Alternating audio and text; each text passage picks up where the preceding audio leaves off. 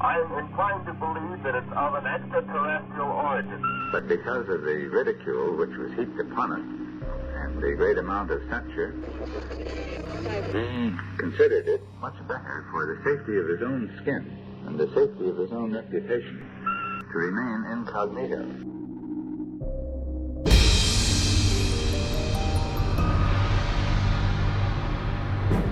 Something is happening.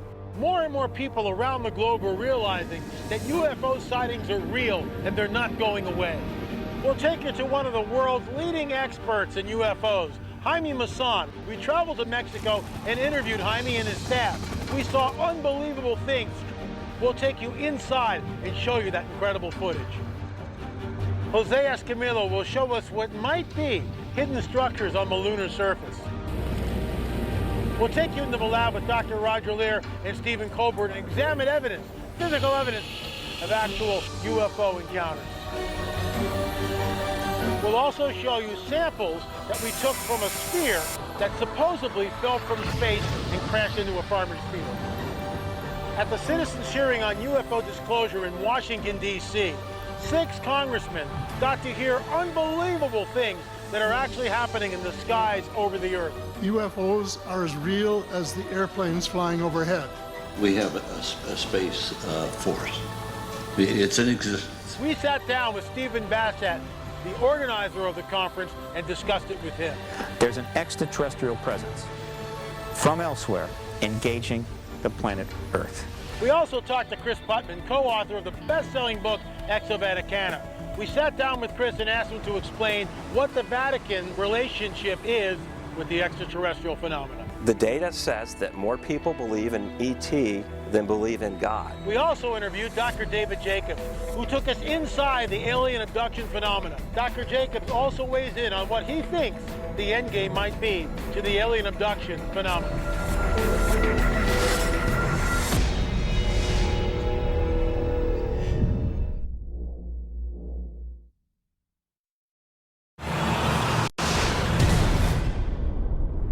If you don't believe UFOs are real, you will after watching what we're about to show you in the next few minutes. The facts are in, and UFOs are being seen all over the world. Not just the traditional silver disc, but all sizes and shapes. There has been an upsurge in the number of sightings worldwide. Since April 2013, there have been 900 to 1,000 UFO sightings reported every month. Colorful snake-like structures like this are routinely seen over Mexico at high altitudes. Other times, strange floating objects appear that seem to be able to change their shape. Cigar-shaped objects like this one have been seen all over the world, and some of them are huge. UFOs seem to have the ability to levitate without sound and with little to no effort. Yet the traditional silver disc is still around. These ships are photographed hanging low over the cities of the world.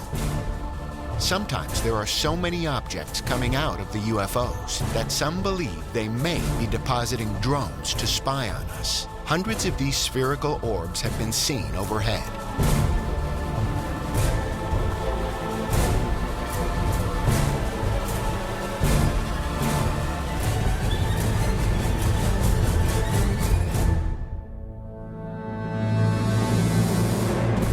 Dr. Lear, you were in Turkey in 2009, and you took what I believe is the most startling pictures of UFOs I've ever seen. Please tell us the backstory. Well, we were in a small town called Kumburgos, and this was on the European coast, and we decided to film for a few days. So we rented a place and we spent the night there, and we filmed from about midnight till 4 something in the morning.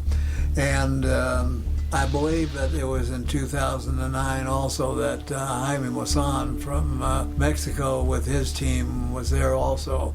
We were out on kind of a platform that was close to the water, but above the level of the surrounding terrain, totally flat, good place to have a camera and to be able to look out over the ocean. There was a bright, very, very bright moon in the sky. The owner of the camera had taken a lot of UFO pictures before, so it was a 300 millimeter lens with an electronic doubler. That means we were able to get 600 power magnification.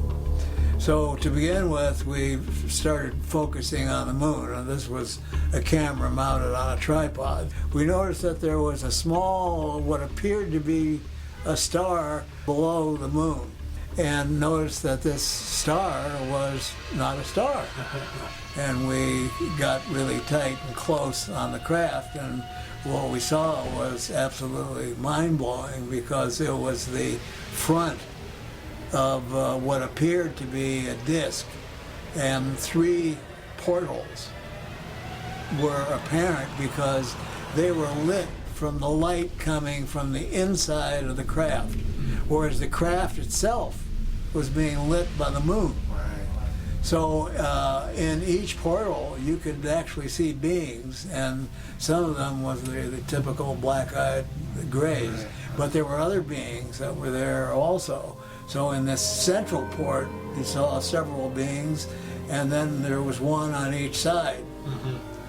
Now we filmed that with a dog that was on the beach, who was just barking his head off because he was seeing the craft. He wasn't barking at the moon, and there was nothing else going on. So as long as we were filming, this dog was barking until we finally got the dog off the beach. But it lasted for quite some time. I don't remember the exact 4 or 5 hours at least. Yeah, it was enough to actually see the craft change position. It turned, and then when it turned, we could see that it was not a saucer at all, but more of a boomerang-shaped craft that, you know, had sort of an oblong aft end to it.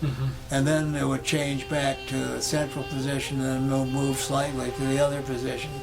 The footage, first of all, was given to the University of Istanbul, which is a government-run university.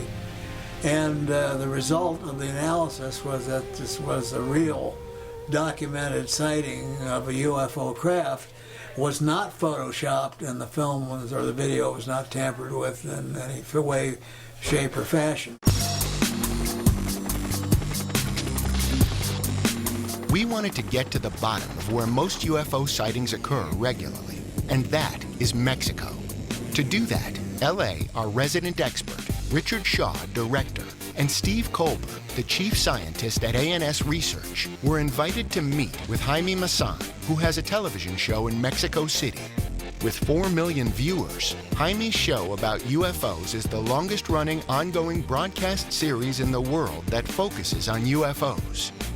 Jaime has a large staff that does nothing but investigate the phenomena. They also are equipped to shoot UFOs and know where to go to look for them. People from all over the world routinely send their footage to Jaime. It seems like the Mexico government isn't afraid to look at the UFO phenomena. Where back in the United States, there's no way they release any of this stuff to the public, and when they do, they always kind of joke it up and yuck it up and make fun of the phenomena. Where here, there's real research going on. Well, I think the influence of television in this subject has really somehow affected the way the government looks at this phenomenon. I mean, we have presented so many evidences here. I mean, when the media really works as it should, and we are doing that to make this media work and inform people of what is happening, not just in Mexico, but around the world. You just showed us a video of the Popocatépetl volcano where the UFO comes in front of the volcano, makes a right turn, and then descends into the volcano. At least it appears like it descends. This is ongoing. This has been happening for years. Why do you think this is happening now? I don't know. We found out in 1992, 91, 92, that this activity was very intense close to the Popocatépetl. And this happened when the volcano became active. When the volcano goes down and the activity is low, We don't have reports, we don't have sightings. We even know that the volcano is going to become active when people start calling us or sending us videos, and we know something is going to happen there, and never fails. Back in 2004, I was called by the Secretary of Defense in Mexico to watch a video. A military airplane using a FLIR camera recorded 11 lights around the airplane. The military didn't know what they were. They used a FLIR camera to record these. This camera was provided by the government of the US. Both governments want to stop drugs. They called me and asked me to find out, and I said, well, this is unknown. This is an unknown object. I don't know what they are. Well, they gave me the video. The Secretary of Defense told me if somebody asked me who had given me this video, I should say that the Secretary of Defense.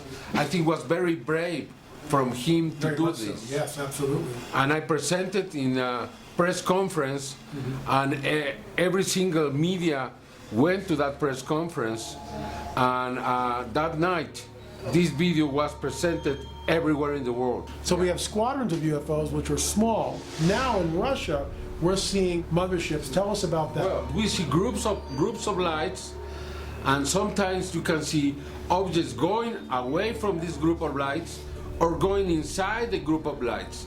It's something that we don't know how to call it. Then we call it motherships because they come and go continuously. Jaime, we learned recently that a sphere apparently exploded in a field, and when it did so, it killed a cow. And apparently you have that sphere. Tell us about that. Well, the story is this. On the 30th of December 1994, at 7 o'clock in the morning, somebody heard a noise in the sky, and they looked, and an object was falling and was making a noise, you know, like hissing.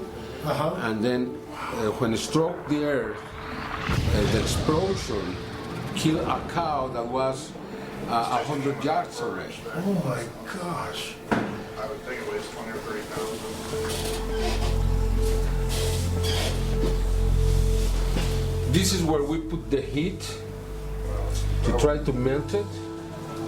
Whoa. And we didn't do a thing to it.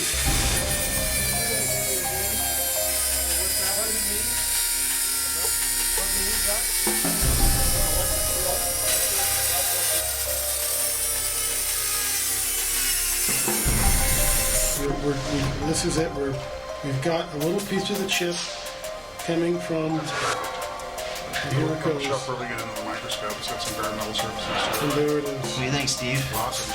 Great. That's fantastic.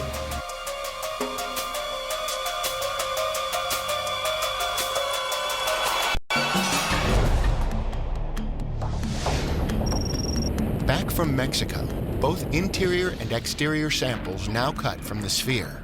The team converges at CL Labs in Los Angeles, where they have an electron microscope. The sample goes in, and the chamber is pumped down to a high vacuum. Lab tech Richard Matson focuses this gigantic device on the first sample, the one that Richard cut from the outside of the sphere. The microscope shows the striations in the titanium from the cutting disc, but the sample didn't otherwise prove that interesting. EDX analysis showed what we expected, an abundance of titanium. Well, this is a picture of the interior of Jaime Maussan's sphere sample, and this was not damaged by heat, and this is a piece that Rick so laboriously cut off with a diamond Dremel disc. It took some time. It seemed to be a lot tougher than ordinary titanium, which makes sense since it's reinforced with carbon nanotubes, judging by the first sample I analyzed. And we're seeing some evidence of fibers here already. It's something sticking out that looks like a bundle of fibers of some kind. Up on top, you mean? Yeah. Yes. It looks like fiber optics. It does look like fiber optics. Why don't you get a sample, pan up a little bit, and then let's get a sample. Let's get a picture right there, perhaps. Wow, look at that. Wow. I want the sample. I mean, a picture of the ends of those tubes or whatever. Look at the thickness of them. Yeah. They all seem very uniform, don't they? Yeah. And that's only at 200 magnification. They're about 30 or 40 microns wide. So they're definitely big bundles. Oh my God! Look at that. We've seen 10 micron wide bundles. Now, something very destructive happened to it. It melted the metal itself. Whatever it was a very violent explosion, vaporized it. What are your thoughts there? Well, I think that there's a tremendous electromagnetic field around these objects when they're in flight, and there's a lot of energy in a magnetic field, and if something went wrong with the circuitry of the device, then it stands to reason that all that energy would be dumped into the metal, and somehow, judging from pictures of ones in flight, it looks like there's a connection between the plasma field and the device at the poles, especially at the north pole, the top pole of the device, and the top pole was where most of the energy got dumped, because that was where the bigger hole was. This is not a normal titanium sample for sure. Why don't we pan up to the? Yeah, just take a picture right there too.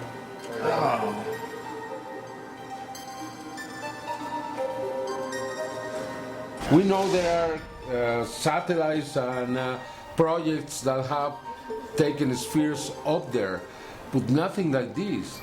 The AIAA created a report showing several types of hydrazine tanks, spherical in shape, used in the construction of space vehicles. In the usage column on describing one of these, it refers to an overwrap of resin-impregnated fiber. Could these be the fibers we saw under the microscope? Several other media releases recently published photos of similar spheres found all over the world. One even stated that the rocket fuel tank theory was the answer. However, this doesn't necessarily mean that Jaime's sphere fits the same description, since it is a different size and weight. A university in Mexico analyzed it, and they couldn't find the origin of this. They also said that this was unknown to them. I believe everything with this sphere is pointing to that the source is not from this planet. The reason I think it's alien is because there's a whole network of these things surveilling the entire world. Jaime's photographed them docking in and out of these snake-like craft that are so high up that you can't see them from the ground, and being scattered by other UFOs. So, as Roger pointed out, as you were saying, why would you, in '94, why would you make a fuel tank that had this type of structure? What would you need it for? What would you need it for? Dr. Lear, we have a piece of drywall that came from a site where someone was abducted. First we did an external examination of the property, and we found some bizarre magnetic field readings on the Gauss meter. One of the more intense readings was on the outside of the master bedroom.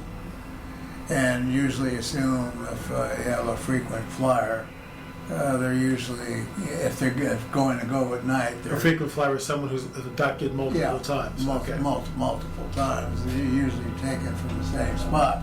And we found, various anomalous electromagnetic readings. But in one case, we even found you could draw a line right down the center of the bed, where one half of the bed, which is just mattress material, was magnetized and the other half wasn't. Wow. So, the husband was being taken and the wife That's astonishing. Looking at the window that was in the room. That part had a magnetic field which was similar to what was on the outside. So the very next thing we did was we shut the lights off in the room, and we used an ultraviolet light, and lo and behold, there were two little handprints right in that spot where we found that dense electromagnetic field on the wall. And these were two little four-fingered handprints. And he actually took that section of wall out and replaced it with another section. So that's what we have here in the lab today, this fluorescent material, which is impregnated onto a piece of painted wallboard. There's like a thumb and like little handprint. Yeah, four-fingered handprints here and specifically here. Right there. They're very, very small. I'm going to put my hand next to it, and you can see what we're looking at. Yeah, this is like 1, 2, and then 3, like that. There's no little digit here. and that would be, you can see how small it is, like a child's handprint. Yeah, very small, very childlike handprint. The gray aliens seem to have a liquid on their skin that fluoresces under ultraviolet light. This color is yellow-green color. Yes, and many of the people who have been taken aboard a ship that are handed a child, this same fluorescent stain will come off on their arm. Evidently, it's something that might be on the skin.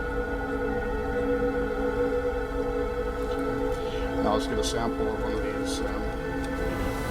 Well, I was hoping for some really exotic elements that would be like the smoking gun. That was Right, something. For the human contamination, you'd get the chlorine and potassium along with it. So it's not whatever, is it safe, I don't want to put words in your mouth, is it safe to say that, in your opinion, this handprint was not created by a human being? Yes.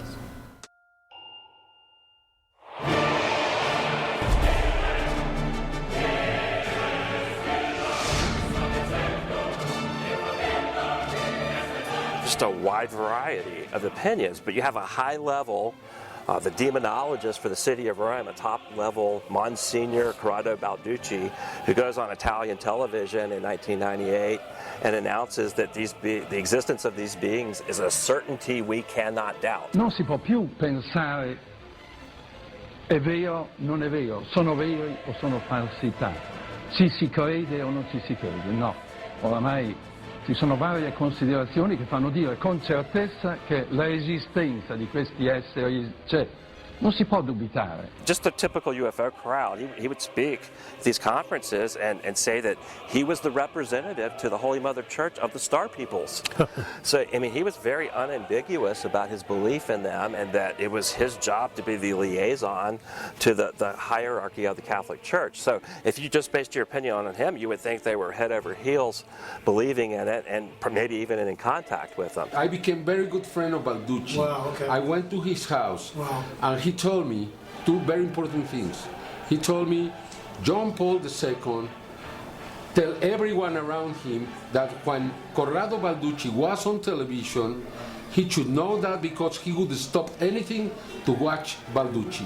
And that gave him so much power inside the Vatican. And that is why he was able to move freely, because everybody knew that the Pope, John Paul II, was in favor of this phenomenon to speak openly about it. He's the exorcist for the Diocese of Rome. He's a top-level demonologist. Monsignor is a title that has to be bestowed by the Pope. Pope John Paul made him a Monsignor. So he's a demonologist. He's the exorcist for the city of Rome, basically. He actually said that the alien contactee phenomenon is not demonic. It's not a case of entity attachment. And this is pretty much a direct quote. In March 2006, I went to his house and I asked, okay, there is a year that has passed since the death of John Paul II. What is happening with the new Pope, with Benedict XVI? Mm-hmm. And he told me, you have to look carefully, because if by November the 30th, 2006, you see a change of the figure of Christ as a God of the earth to a God of the universe, we are in good track, Jaime. He told me that it happened. The figure of Christ was changed from an earthly God to a universal God. And you have to remember that in May 2008, then Jose Gabriel Funes, who was the astronomer of the Vatican, proclaimed that extraterrestrials were our brothers. But then you have, say, Guy Cosmonalgo, one of the Jesuit astronomers who works for the VORG, the Vatican Observatory Research Group.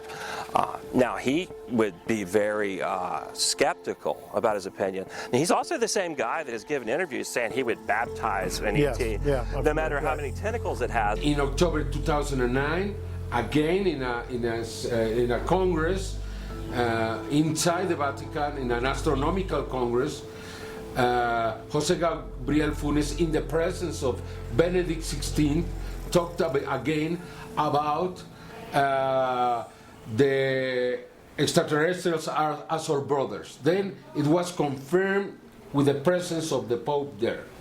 Then we knew that Benedict XVI I also was in favor of accepting this new reality. Okay, the extraterrestrials there, you have to remember, not here. The church is not saying they are extraterrestrials amongst us. Okay. They are there. They are in different planets, okay? But it's the first step to accept them that they were able to come here. When we talk about the UFO phenomenon and the sorts of reports that we have associated with extraterrestrials allegedly visiting Earth now, you know, we have all these abduction accounts, we have the contactee accounts, the UFO sightings. I don't believe that these are from other worlds. Now, could God have possibly created? So what's your position with that? If they're not extraterrestrial, then how would you categorize them? That these are demonic, fallen angel type interdimensional beings, interdimensional spiritual beings. You know, it's hard to categorize them precisely. Are they fallen angels? Are they demons? And Jacques Vallée held to that position. Well, he absolutely believed that they're interdimensional.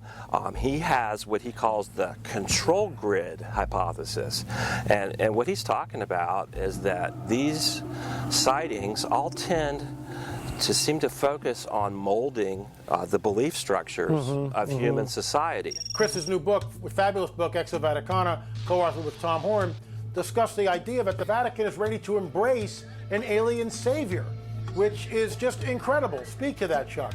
The Vatican is not even shy about admitting that they are actually preparing anticipating receiving an alien visitor. What amazes me is not just that it's happening, but it's not something that is secret behind the curtain, so to speak. They're being quite open about it. And so that alone should cause us to stop and recalibrate some things. And so it's clear as you watch what they are doing, as you start watching the expectations. There's a strange guy that shows up in the literature that we call the Antichrist. It's a tragic label because the only guy that uses that term is John, and he uses it in a totally different way. But it has become the label that we put on this coming leader. My perspective is looking at the ancient text and the prophecies, you know, that Jesus of Nazareth delivered, that I see, you know, in the Apocalypse written by the Apostle John. And, you know, there's a philosophy of history that runs through those texts. And, it kind of tells me what I should be looking for and what I should expect. Now, I don't see anything about benevolent space brothers coming to help me in my spiritual evolution in those predictions, but I do see a prediction of a deception that's unprecedented, that leads the whole world astray. Right. So I'm not saying, my religious belief structure, doesn't mention these beings, therefore they don't exist. That's not my argument. It's not an argument from silence. It's an argument from, what I do believe. And what I do believe tells me to expect this deceptive phenomenon to happen. I think that this alien mythos that's predominant in the culture offers the most explanatory scope for how that could happen. And so I think it's a live possibility. I think it's likely.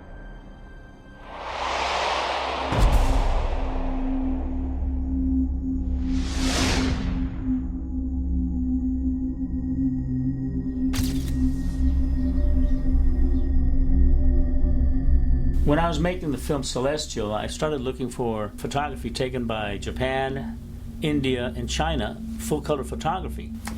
India, there's nothing available. If it is, it's in black and white. But China, when they first came back after doing a reconnaissance of the moon and filming it, just like the Clementine mission, they had a major press conference where the Chinese scientists of the space agency stood in front of a tapestry of the map of the moon and the north and south poles. As you can see, this is full color photography. However, when they released the same image to the public, this is what the public saw. It's gray. So they continue to perpetuate the lie that the moon is black and white or gray. In 1969, Life magazine printed NASA pictures from both the Apollo 10 and 11 moon missions. In these photos, taken nearly 45 years ago, we can see the moon's true color. The surface appears light tan in many of the pictures. This is not yellowing of the paper, since white objects still appear white. This is from Apollo 17, right. The last mission made to the moon, and it was December 1972. It was published the way it looks right now. It was a full-color photo. So here's what it really looks like. This is the full-color version where I did a contrast thing on it, and I did not airbrush this. This is totally the full-color photograph as it really was filmed. And when you zoom in, you can now see details. And it's because this was a huge photo that I downloaded. All right, this is what you get at Lobachevsky, is this. It's a structure of some kind. What the heck is that? I downloaded this imagery, about 850 shots of this, back in 2009, February of 2009. When Moon Rising came out, where I featured this, a few months after that, NASA tampered with all the photography, and now it's all screwed up, man. All the good detailed photography of key areas has been tampered with, where you don't even see detail anymore. The colors are off. Some has been turned tinted. It's all messed up. So unfortunately, they tampered with it afterwards. It's my fault. But I managed to download 850 photos of the 1.8 million digital photos that they took in 1994. Jose, what is this crater and why is it luminescing like this? That's just very odd. It's really strange. NASA scientists claim that it's just luminescent dirt, okay? But you can plainly see here, this thing is emitting a glow. Mm-hmm. Light is emanating from it. Yeah, violet, bluish, yes. White light. Beautiful. And it's incredibly beautiful, man. And it's always lit up like this. And it's been like that for years.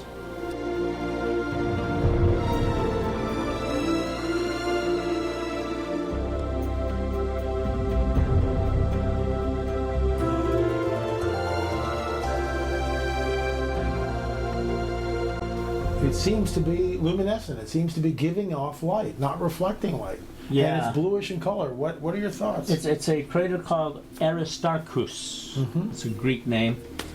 And what's unusual about it is it's self-illuminating. The idea that NASA is covering up clues is not something that Jose made up.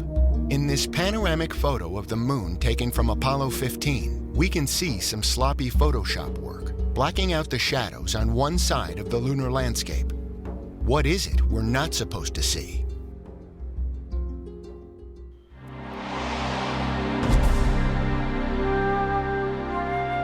This hearing is in order. We've got our witnesses ready. I do hereby affirm. I do hereby affirm. That I will tell the truth. I will tell the truth. And nothing but the truth. And nothing but the truth. To this committee today. To this meeting today. Thank you, Mr. Chair. There are huge issues here, huge issues. And the American people and the people of the world have a right to know what's going on because they're part of it. It's not just an isolated thing.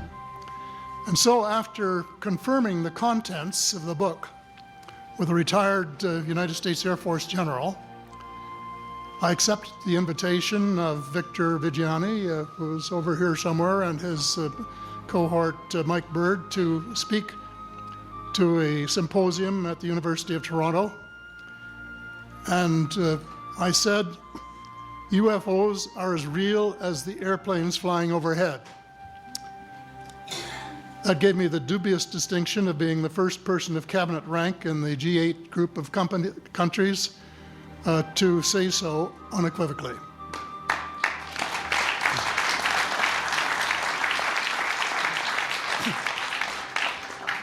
Since then, I've learned a lot from many sources, including a number of the fantastic witnesses that we have heard these last 4 days. They were so outstanding, I was just really blown away with them, the amount of information that was available. And I appreciate every single one of them. I, with my surgical team of medical specialists, performed 16 surgeries for the removal of foreign objects from those individuals who allege alien abduction. The individuals involved in this study all presented with no noted portal of entry for any of the objects that were removed. There was no visible scar formation, and there was no interruption of the integrity of the skin, even when examination was performed with a magnifying loupe, not only examining the area involved, but a large amount of the peripheral area. We used frequencies of ultraviolet light to detect fluorescence in the area of the object. About 60% presented with positive UV light fluorescence with color ranges from pink, green to yellow. In June of 2001, President Bush came on scene on ABC News, and it was carried throughout the networks and in Popular Mechanics magazine. He had with him a general from the Air Force, and he was announcing that the general was going to be the head of a new military force called the Space Force. And they were going to build this force and also put a military base on the moon. Now, nobody questioned him on why, what was the purpose for that. But then September 11th comes around, the terrorist attack comes, this general is posted as the chairman of the Joint Chiefs of Staff, and the Space Force never comes about. The question I have still, why did he want to create a new military force for outer space unless there's a threat? We have one. We have a space. We have a space force. It's in existence, and it's been written about extensively. It's there. One more observation before I begin what I want to say, and that is that we spent quite a bit of time talking about the 66-year-old cadavers, and I was glad to have Linda this morning finally say that there are live ETs on Earth at this present time, and at least two of them probably working with the United States government. The other species that I learned about not too long ago was called the tall whites. And this is when Paula Harris broke the story just a few years ago. And through her good offices, I had the chance to talk for about 3 hours with former Airman Charles Hall and listen to this absolutely fascinating story of how he was working with, first of all, he was scared out of his skin, but after that, when he got to know them, how he was working with, and finally they became to trust each other and have a good working relationship with the tall whites at the gunnery range at Indian Springs in Nevada. And these tall whites were living on United States Air Force property and working in cooperation with the United States Air Force and sharing technology with them.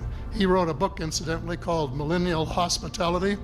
There are 4 different versions, but Paula says that Millennial Hospitality number 2 is the best. I think that's the one I read, and it's a very interesting read if you want to sort of get inside the problem of what it's like to bump into these people floating across the terrain in the desert. Not only does the Congress not know about this, but many people throughout the executive branch don't know about this.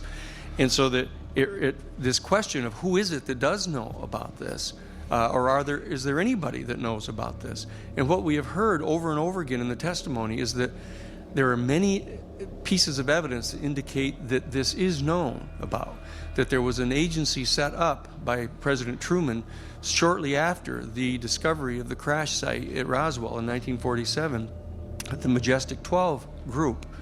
And there's been clear testimony that I believe is credible, would be credible in a court of law, that this organization has, for various reasons, taken this issue out from under the oversight of our Congress, out from under the control of our executive branch, and has taken this into a realm of semi-private control. And what you'll notice is that as we come to the last panel of our week together here, the issue tends to turn more and more to that issue. What has happened? What has happened to our country when a national security state seems to have arisen to conceal certain types of information from our people, from our congressional representatives, even from some of our presidents? And so that question seems to be in front of us right now, attempting to understand the nature of this elite group. When you get past these procedural questions to the ultimate question of who are these beings? What are the implications for our human family if we are, in fact, at a point of some rather dramatic transition? And I believe that what we're going to be experiencing in the very near future has been foreshadowed, as I mentioned earlier, by the positions being taken by the Catholic Church and the Vatican, that they are very clearly attempting to move into a position of utilizing the increasing discovery of more and more planets on which they are more and more confident that life is going to be discovered. John Podesta was the key advisor to President Clinton during the Rockefeller Initiative to have Clinton release all the files in the government hands regarding this phenomena. He was a noted X-Files buff, watched all the shows. 2002, he called for the release of all those files. Like, you must have known what the impact of that might be. He called for the release again in 2003. And then President Obama appointed him the chair of his transition team. And of course, he was, by the way, when they released the logs of the visitors, I think it was the first 90 days of visitors, he was the most present visitor to the White House in the first 90 days. I think that President Obama is well aware there's an extraterrestrial presence. Admitted he was probably tipped off by John Podesta. But he can't do anything about it. We're talking July 1947. This is what our government knew at that time. The Soviet Union was not going to be our friend. There was an iron curtain over Europe. They were building an atomic bomb. They had the hydrogen bomb secrets, as you could call them. They got them from us and our spies and their own scientists. They had their own German scientists, which they had captured. Right, World War II, sure. And many of them were dealing in the rocketry, and they were working on missiles, exactly like we were.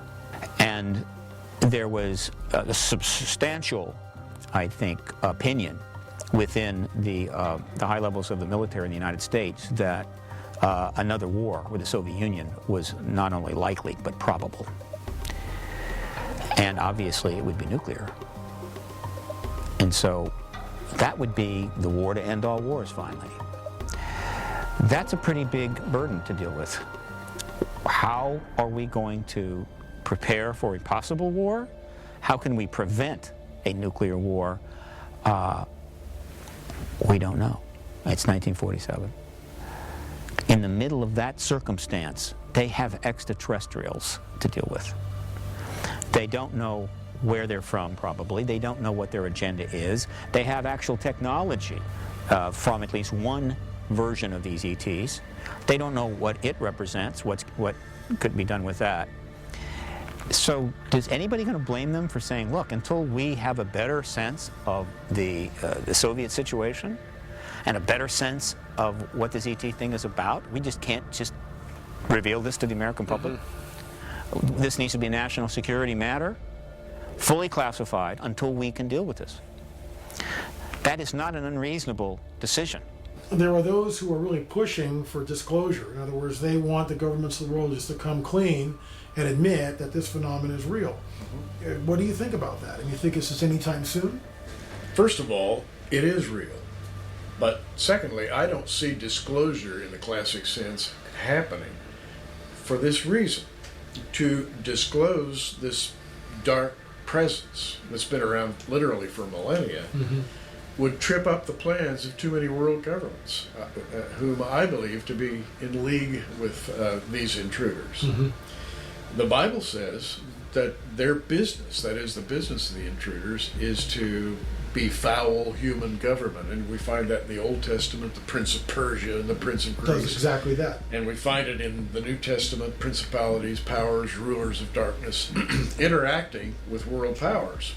Now, these world powers are not going to disclose their connection with dark forces because it's to their advantage to keep this all a secret. And I think that we have to keep open-minded on this, that we're still all trying to find an answer, and I don't think any of us have got anything conclusive yet.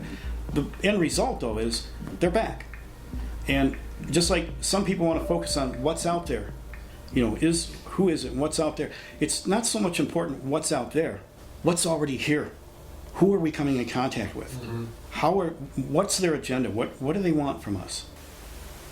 Is there anything so abhorrent, but yet known by a limited number of people in government, military, and intelligence?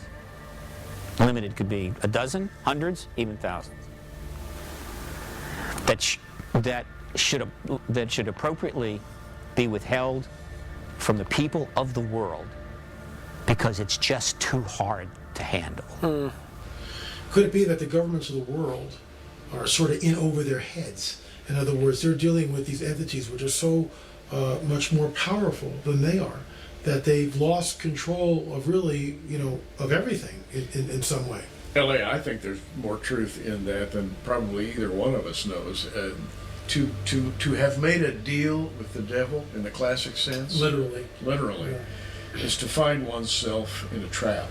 At first, it sounds like maybe you can win in this deal with the devil. Maybe you'll get something out of it that's worthwhile, and then later on you find out that there were parts of the deal you didn't know about in the beginning. And I think that the world governments, our government in particular, has gained a lot of technological savvy from reverse engineering. And we've read about this in I don't know how many books.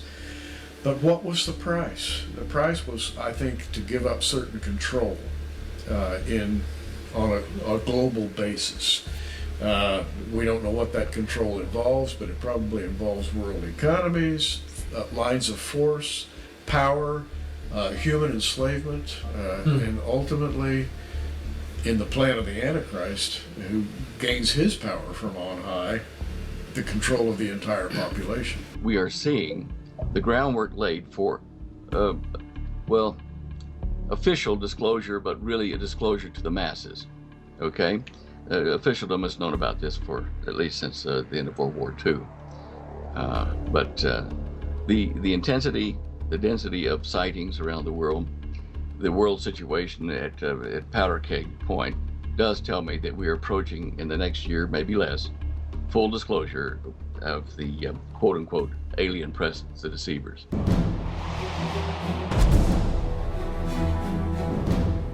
It seems that whatever these beings are present themselves in whatever period of time they manifest. They present themselves in a way that the local populace at the time can understand. It's like the Marian apparitions you get. Sure. We saw the one in Egypt at the Coptic Church on one of your previous things. It doesn't look like a Marian apparition to me. But what it is that whoever they are, try to put it in a way that people can accept it so they're not frightened of it. And when a UFO guy like me is looking at this, it doesn't look any different than the stuff I'm filming.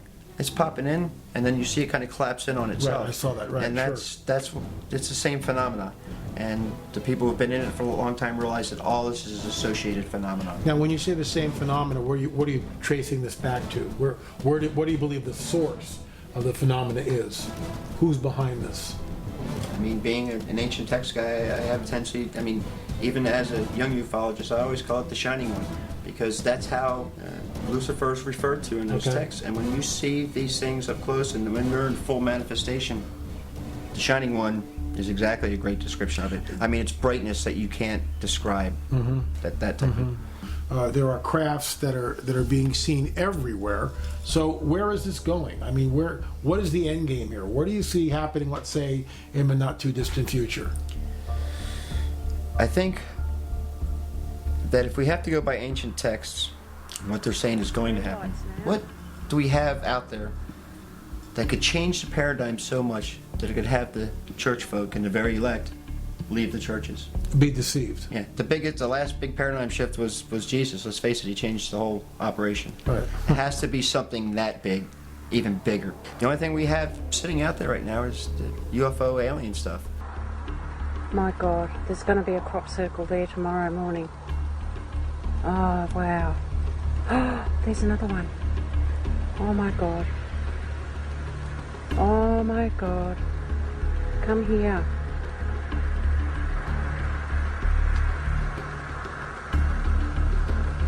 Ah, 4. Come here.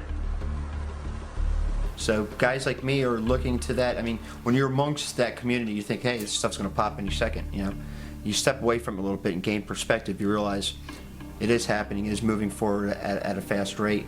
The funny thing is, a lot of people don't realize is that the early church fathers, say 40, 60 years out of Jesus' death, were all saying somewhere around 2012 something's going to happen.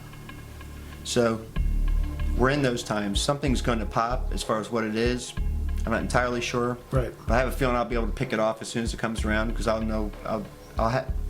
What I believe is going to happen is that guys like me and probably like yourself are going to be the heretics, because we're going to be the holdouts saying, yeah, you guys need to second think what's going on here. You know, it's going to be that big, and we don't know what this is about. We don't know if it's good alien, bad alien, this is real, or it's fake, but we need to slow down and parse this out a little bit better. That they're coming very soon, and if we don't say what we're saying now to warn people about them being nefarious, you know, bad guys, when it does happen, it's too late for us, those of us who see it as a deception, and come out and say, oh, don't believe them, it's a deception, even though they're curing cancer, giving us free energy, and making a world government that there's no war and that kind of stuff. If you come out then, it's sour grapes. The official agenda is that they're trying to claim that they are our creators. They created us, now they're here to enhance us and help us go the next step level above and get us out of the mess that we're in. With all of our earthly affairs, various religious beliefs and everything. They're going to consolidate everything into one religion, one political system, one economic system. Well, the whole UFO phenomenon, obviously, is one of the most difficult areas to research that I can imagine, because there's so much nonsense, so many deliberate hoaxes encountered, that you really have to clean away a lot of garbage to get at the real core information. But even when you do, you then discover that the UFOs are real in the sense that they show up on multiple radars simultaneously. They leave evidence behind like radiation or burnt ground. So they're tangible. They're not hallucinations, that sort of thing. And yet, obviously, the real problem we encounter is they violate physical laws. They go faster than the speed of sound without sonic booms. They make right-angle turns at extreme speeds. We have classified military studies that confirm that they are piloted by sentient beings. All these things just don't add up. In my filer's files, I have access to essentially all of Peter Davenport's UFO reports, which run about 500 a month, and MUFON, Mutual UFO Networks reports, which run another 500 a month. Together, they're easily 1,000 UFOs a month. Although it often slacks down near Christmas time. Maybe people don't go out and look at them as much. But in any case, with the 1,000 UFO reports, we got, in round numbers, 50 UFO pictures and videos per month. And I try to put those in the files so that people see the latest information of what we're getting. And a lot of these are from, pilots, commercial airlines, even military personnel. In other words, people with high professional capability and used to seeing, you might say, other aircraft can tell the difference, trained observers. One of the things I tell people all the time, everybody sees these craft in the sky all the time, everywhere around the world. Sure. And the one thing they forget to mention to themselves or think about is they're not just out there cruising around, they're working. Yeah, they are. They're on the job. Yeah, they are. We are in a position where we're going out to other planets, to Mars and so on. And there's indications that particularly the Soviets and us are very soon, if not already, have reached other planets outside our solar system. And certainly they've found a great deal of planets outside our solar system, many of which could house life of some kind. So it's possible that other life and other civilizations are out there. For example, in Numbers in the Bible, 9:17, it says, whenever the cloud was taken up from over the tent, after that the people of Israel set out, and in the place where the cloud settled down, there the people of Israel encamped. In other words, they followed the cloud, it took off, moved, the people followed, and it landed. Well, in my opinion, that does not sound like a cloud. It sounds like what we consider as UFOs. And I think there's, all through the Bible, time and time again, it has technology, it has history, it has many lessons other than just religion. And that if you look at it from that aspect, it's a wondrous book.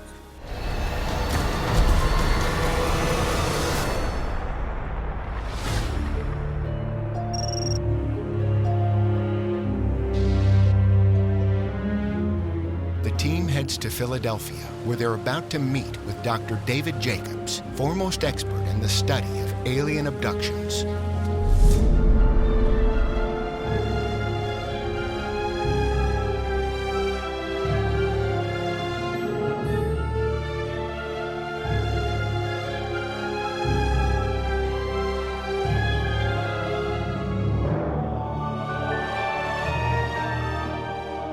After almost 40 years of research, Dr. Jacobs has conducted over 1,000 hypnotic regressions on people that believe they have been abducted. Upstairs are files of individual cases dating back decades. Abductees often end up with an implant during their experience.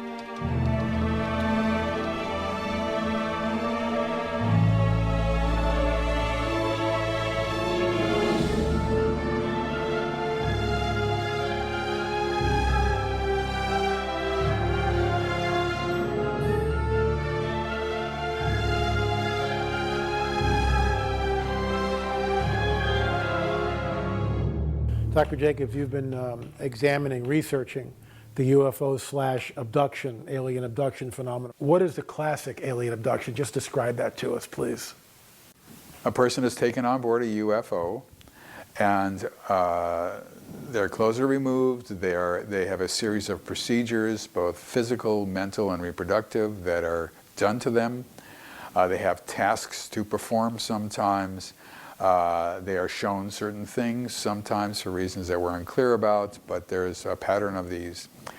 And then they are taken back to their normal environment, where they have been missing for 2 hours or 3 hours or whatever.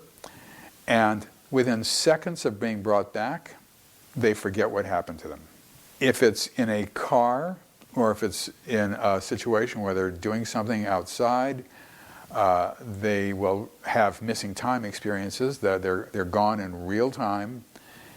If it's at night and they're asleep and they're taken out then, sometimes they won't even know that they have been abducted, except they feel extremely tired in the morning after sleeping theoretically for 8 hours. The important thing to understand is that this can happen at virtually any time, except that there are certain parameters. People are abducted when they're missed the least. So they're not abducted during a work situation where people will be searching for them and something will be wrong.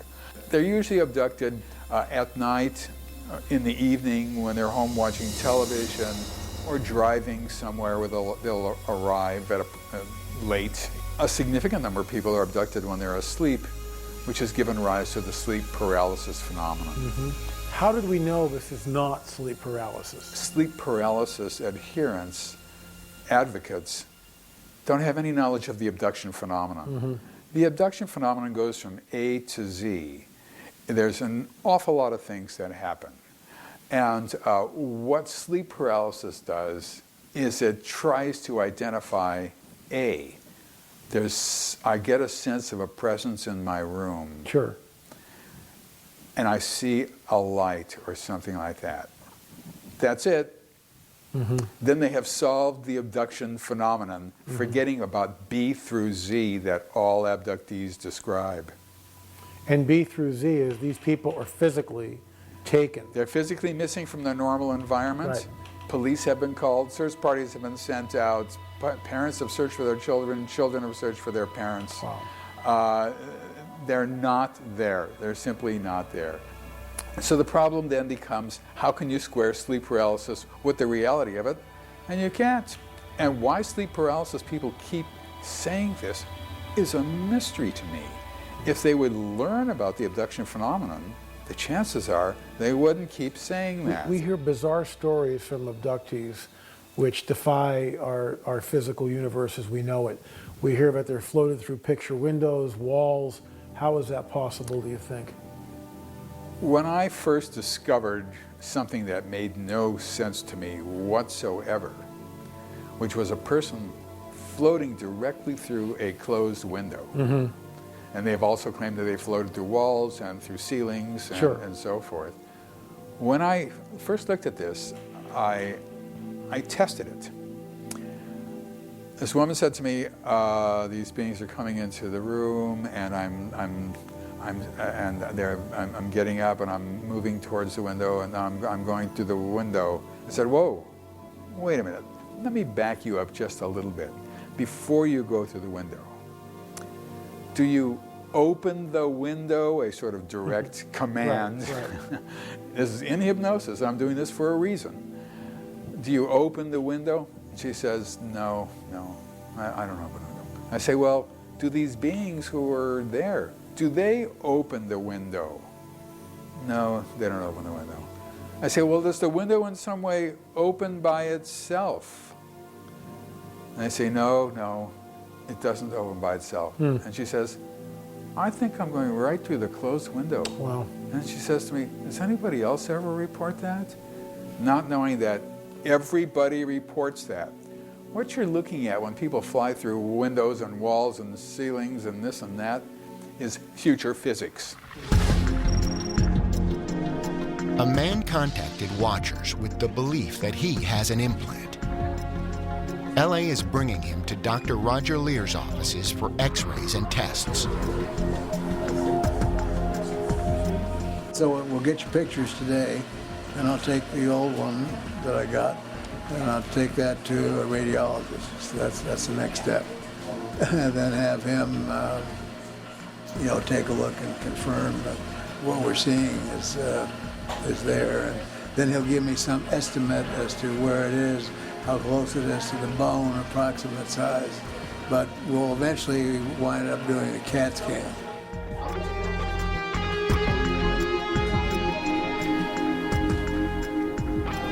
We take one anterior posterior, one of a medial oblique, like this, and then one lateral. We'll actually have you come across so that it's closest to the film. All right? I'm gonna center that up, get your leg as close to that as possible. So it's right in here. Okay, so all I want you to do is just stand still. All right, 3, 2, 1. Good. 1.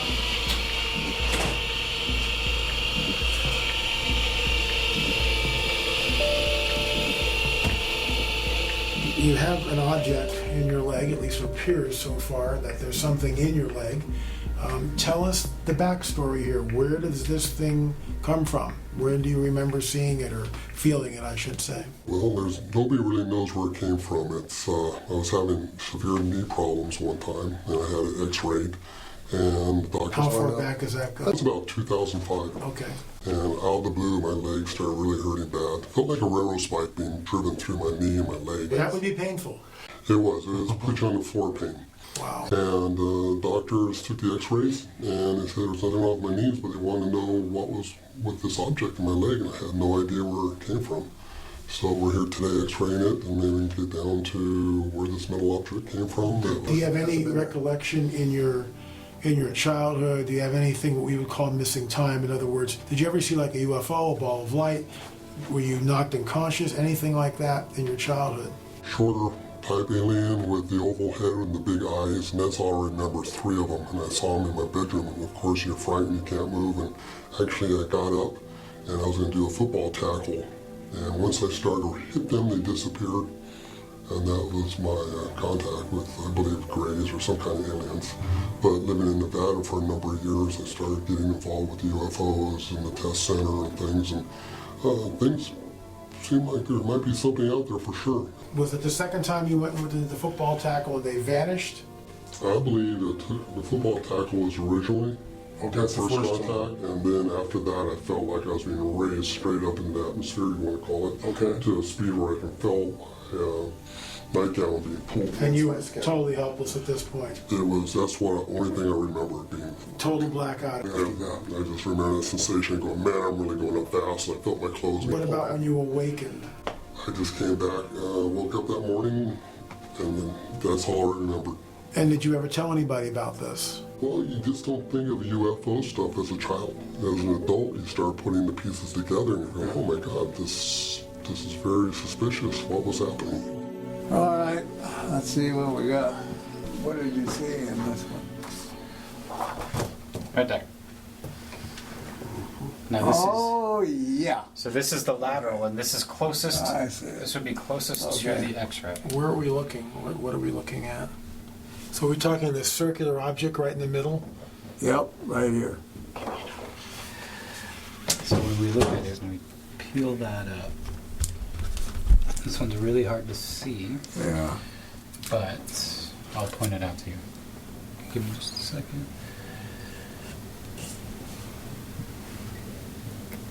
Right there. Huh. This is it here. Right there. And this is pretty close to what we had before. In the original X-ray? Yeah. Yeah. I wonder, Hans, if we could rotate this once more and get it a little farther over that way. I don't know how far or close to the bone it is to be able to do that. I can give it a try.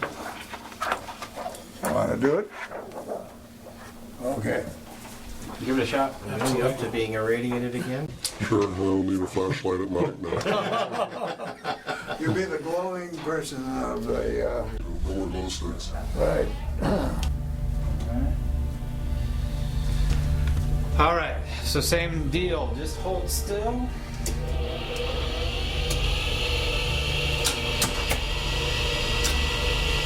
Just like that. So let's see how that works.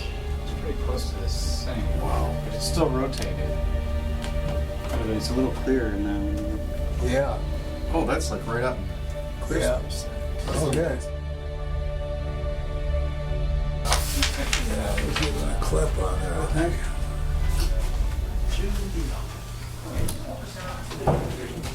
So we're about to look at the results of the CAT scan then. That's correct. CAT scan is essentially slices through a part. It's like taking a bologna and putting it in a meat slicer and just making slices. And so you're looking at each slice as you go farther down the line. Wow. This is the big bone in the leg, which is the tibia. This is the small bone in the leg, which is the fibula. And again, you can see that because of the size, this has been tremendously miniaturized.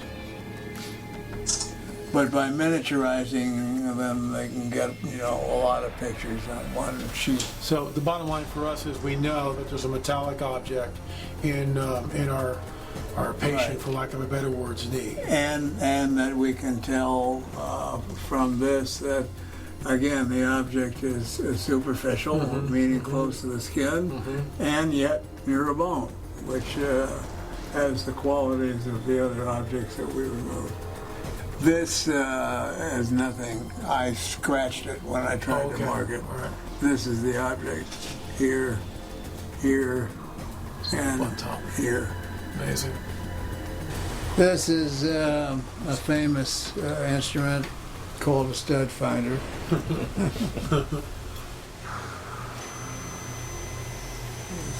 Is that just picking up the density of the bone? No, see? Yeah. That's it right there. Right. The same Right spot. to the same spot, yeah. Well, it takes off. Same as the other leg. Now it's picking up in here. That's where the... Yeah. What does that say? It's like 6. 6 3/4, closer to 7. 7 right there. See, if you just tip it, it goes down. If you move it away from that spot, does it change? Yeah, it's going Yeah. down.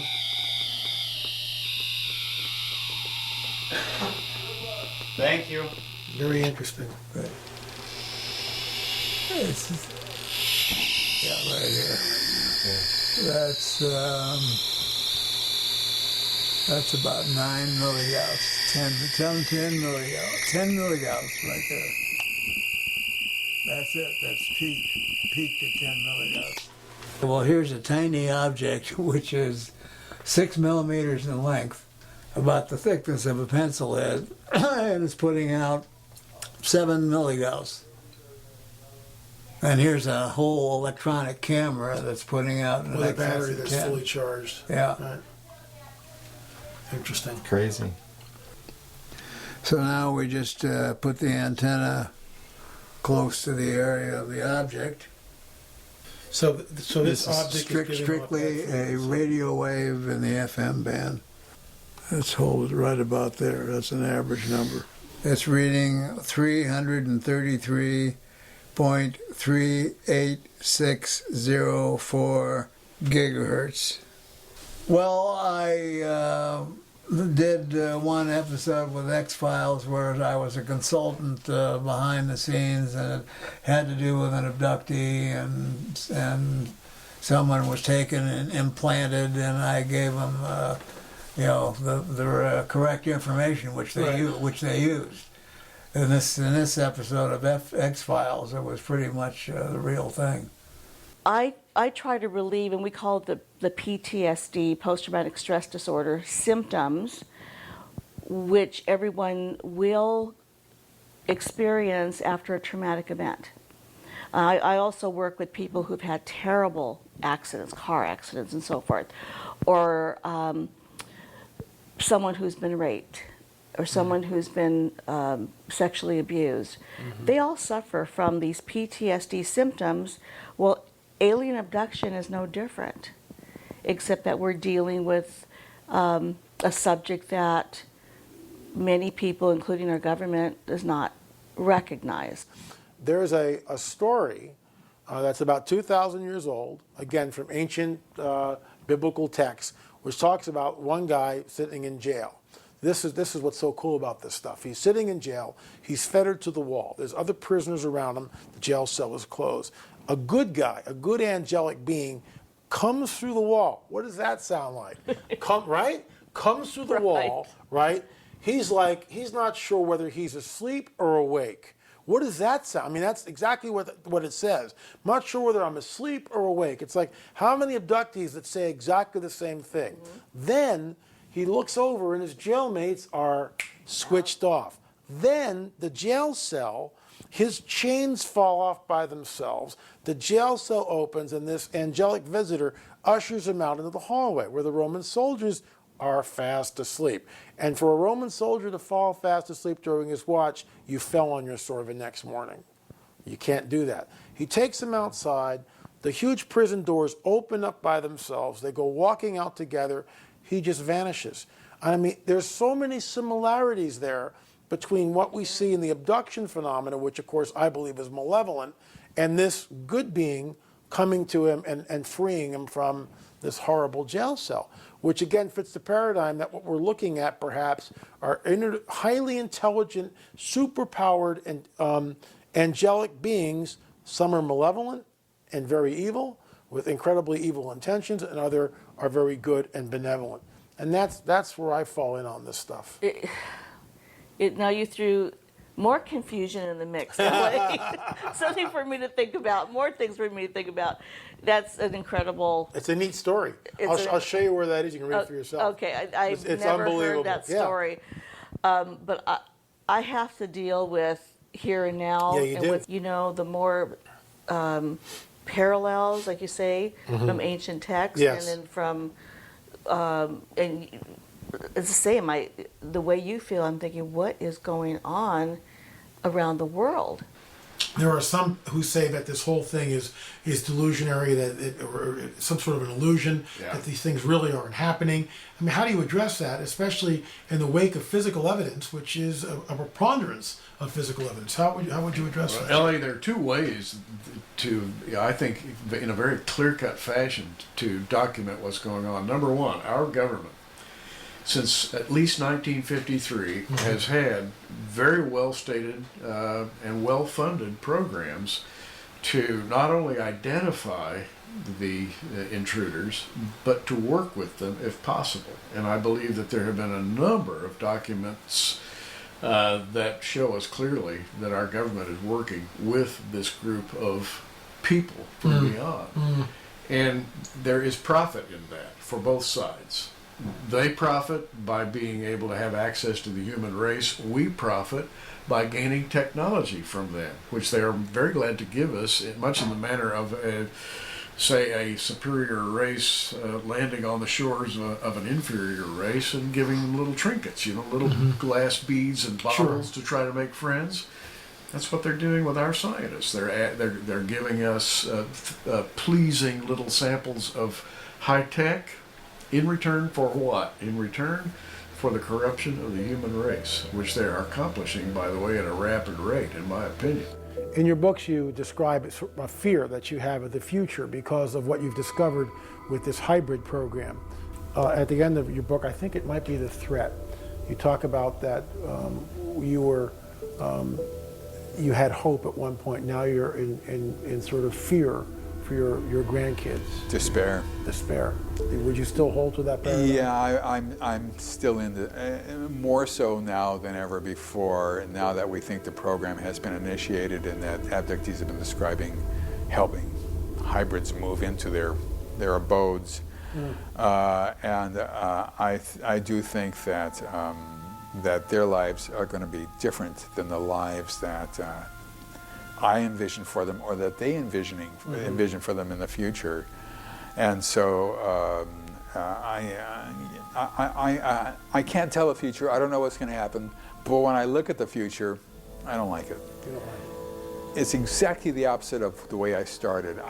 When I first started examining UFOs, I was thrilled that this might be contact between two different civilizations. And it was the most exciting thing ever. And now it's exactly the opposite. This is the exploitation by one species of another species, and it's done for purposes that we don't know, don't understand why they're doing this, but it's kind of a replacement program almost. Eventually, I think we will see mainly hybrids in the society and not so many humans anymore. Well, Dr. Jacobs now is basing his concerns about the future not on what happened 1,000 years ago or 100 years ago. Now. He is based on his interpretation of the contact abduction evidence. Right. All right. And he has concluded that one of the agendas, of the extraterrestrials may be colonization of some kind or another. Right. Okay. And that seems to be a fair assessment. Well, I'm familiar with it. Yeah, based on his research. And it is, I would say it's not an unreasonable assessment. Do I share the same degree of concern that he has? No, I don't. Because I look at that same evidence and come up with a slightly different interpretation. But was it appropriate for David Jacobs to warn us of this? Absolutely. And should we give it consideration? Sure. Is the mainstream giving it consideration? No, No, they don't care, right? Does anybody deny that in the years, 1 or 2 years following the formal acknowledgement of all world governments of the ET presence, that the interest in, the pursuit of, the attention paid to this issue will be unprecedented in all of history? How many documentaries, how many books, how many specials on TV, how many hearings in Congress, how many hearings in the General Assembly of the UN? Massive attention on this subject. How many questions will be asked? How much information will be released by governments under pressure from their citizens and from the media? It will be ETs 24/7 for 1-2 years without stop. And that the learning curve will be rather substantial. 2 years after disclosure, what we know as a civilization will be profoundly greater than it is now. And then, is it not unreasonable to conclude that the extraterrestrials at that point, 2 years after disclosure, would then execute formal open contact?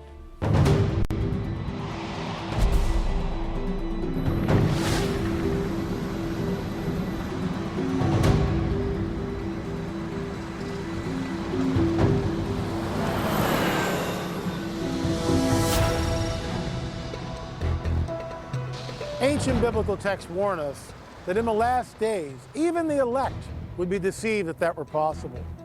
We've heard from a variety of experts with different paradigms and different worldviews, but there's a common thread between all these men and women, and that is this.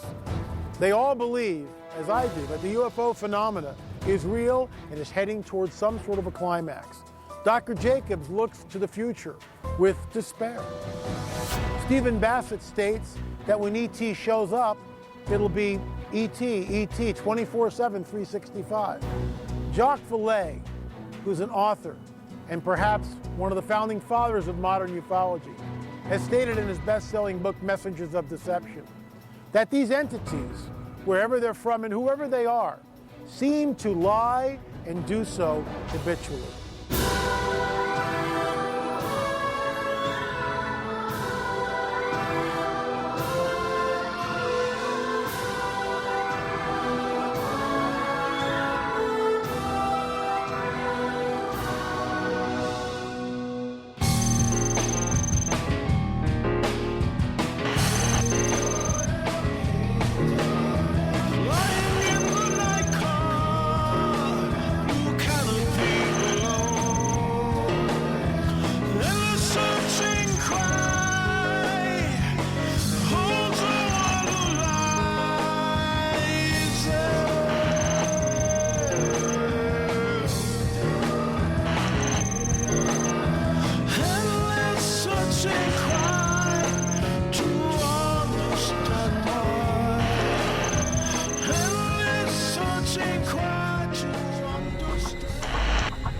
Flying men of Paracas.